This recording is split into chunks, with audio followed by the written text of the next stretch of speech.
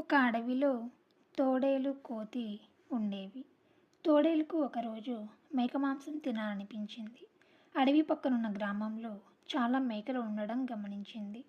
రాత్రి అందరూ పడుకున్న సమయంలో ఊళ్ళోకి వెళ్ళి మేకను ఎత్తుకుపోయేది. ఇలా రోజుకో మేకను తెచ్చుకొని తినేది. ఇదంతా గమనించిన కోతి రోజుకో మేకని ఎలా తెచ్చుకుంటున్నావని అడిగింది.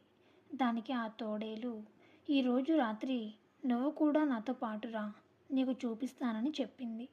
కోతి సరేనంది. అప్పటికే ఊళ్ళో చాలా మేకలు కనిపించకుండా పోవడంతో గ్రామ ప్రజలు రాత్రివేళ కాపలా కాస్తున్నారు. ఈ విషయం తెలియని కోతి, తోడేలు ఊళ్ళో ప్రవేశించాయి. మేకల మందలోకి వెళ్ళగానే అప్పటికి కాపు కాసిన జనం తోడేలు, కోతిని పట్టుకొని చితక్కొట్టారు. నాకేమీ తెలియదు, కేవలం తోడేలుతో పాటు వచ్చానని కోతి మొత్తుకున్నా వినకుండా మరిన్ని దెబ్బలు కొట్టారు. వారి నుంచి ఎలాగోలా తప్పించుకున్న కోతి బతుకు జీవుడా అంటూ అడవి బాట పట్టింది.